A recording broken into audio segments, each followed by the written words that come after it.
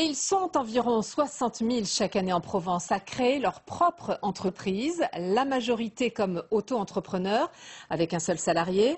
La grande difficulté, c'est de durer, car là encore, l'hécatombe est douloureuse. La moitié ne franchissent pas le seuil des 5 ans. Dans un moment, nous en parlerons avec notre invité. Et nous suivons d'abord l'idée d'une jeune femme qui fabrique des jouets. Reportage de Ludovic Moreau et Alban Poitvin. Laurence Villeroy a obtenu le prix Tendance du Jouet 2012 avec ce petit théâtre d'ombre. Ce succès l'a convaincue de créer son entreprise, mais entre le monde économique et le milieu artistique dont elle est issue, le pas à franchir semblait insurmontable. Il ne suffit pas d'avoir de bonnes idées. J'ai toujours aimé fabriquer, toujours. Et donc c'était le désir de me dire, voilà, je conçois quelque chose et je vais tout mettre en place pour qu'il soit fabriqué et de suivre tout ce processus-là. C'est pas quelque chose de facile, c'est un long parcours semé, voilà, qu'il faut apprendre, parce que je crois que ça s'apprend par contre, parce que moi j'étais vraiment nulle part quand j'ai commencé, je ne savais rien de tout ça. Et quand on se fait bien accompagner, on peut franchir les étapes une à une, dans le plus grand, entre guillemets, parce que c'est pas du tout un confort, mais dans le plus grand confort, en tout cas avec sérénité. Pour l'accompagner, Laurence a fait appel à une couveuse d'entreprise. Cette association lui a donné les outils pour réussir et continue de la suivre pas à pas. Sous forme de coaching individuel ou collectif, il s'agit de démystifier le statut d'entrepreneur. Montrer que les choses sont peut-être pas aussi compliquées que de la représentation qu'on en a, que ça peut être valorisant. Et surtout, on les accompagne à prendre la posture du chef d'entreprise, d'accord? C'est-à-dire, c'est des gens qui prennent des risques.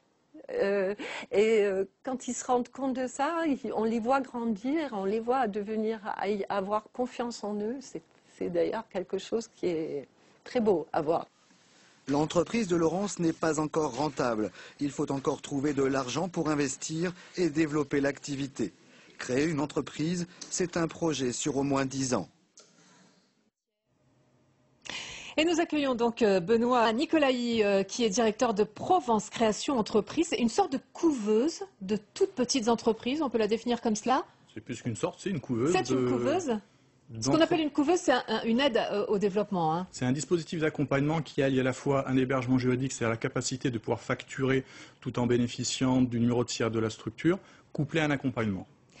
Alors, vous travaillez uniquement sur de toutes petites entreprises, mais vous êtes une association, vous fonctionnez de quelle manière? Alors, les projets, c'est essentiellement effectivement des projets individuels qui peuvent grossir par la suite. Donc, beaucoup d'auto-entrepreneurs?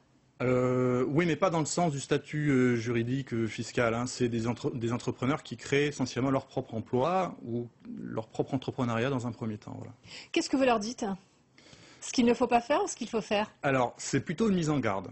Donc, c'est ce qu'il ne faut pas faire. C'est toujours délicat de dire ce qui. C'est pas nous qui entreprenons, c'est eux qui entreprennent. Donc, il faut être humble par rapport à cette posture, par rapport au parcours qu'ils peuvent avoir.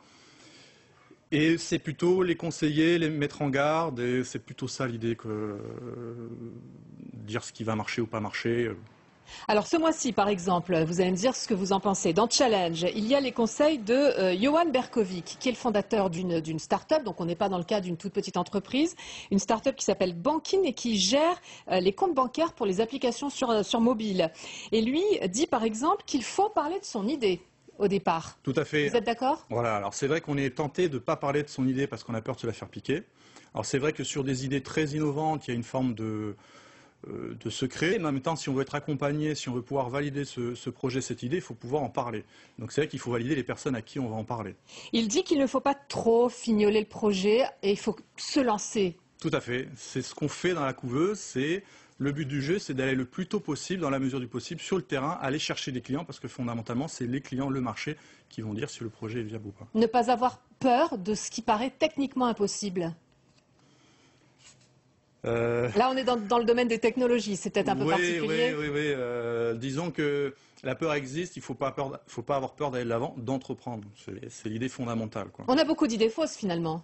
Certainement. Ouais. Par rapport au choix du statut, L'essentiel d'une création d'entreprise, c'est un marché, l'envie d'entreprendre, des clients, un réseau, ne pas être seul. Donc effectivement, parler bien s'entourer, voilà, le recrutement, être accompagné, le recrutement dans un deuxième temps en phase de développement. Après, ça dépend aussi du type de projet. C'est vrai que nous on accompagne surtout des entrepreneurs solo, ce que vous appelez les auto-entrepreneurs, qui créent leur propre emploi dans le premier temps. Si on est sur de l'innovation type start-up, c'est encore une autre dimension. Une dimension financière, d'associés, de partenaires, de réseaux. Mais il ne faut pas rester seul. Qu'est-ce qui conduit les gens à vouloir absolument être leur propre patron, leur propre salarié, alors qu'on est en crise? Alors, il y a deux typologies d'entrepreneurs. Il y a l'entrepreneur par choix et l'entrepreneur qui subit par nécessité. Qui est au chômage, par exemple, et qui a besoin de créer une activité. Voilà, l'entrepreneur par choix, c'est quelqu'un qui décide fondamentalement de lancer son projet, quelles que soient les circonstances. Et il y a celui qui est, ceux qu'on accompagne beaucoup, qui sait la crise en ce moment, je suis au chômage, je vais avoir des difficultés à trouver du travail ou ça va prendre du temps. Donc finalement, par nécessité, je me sens obligé de lancer ma propre activité. Donc c'est vrai qu'en termes d'accompagnement, ce n'est pas la même approche. La même dynamique. Merci beaucoup Benoît Nicolaï. Je rappelle que vous êtes directeur de Provence Création d'entreprise et qu'il y a en Provence, justement chaque année, mais vous ne les suivez pas toutes, plus de 60 000 créations d'entreprises. Et puis il y a une autre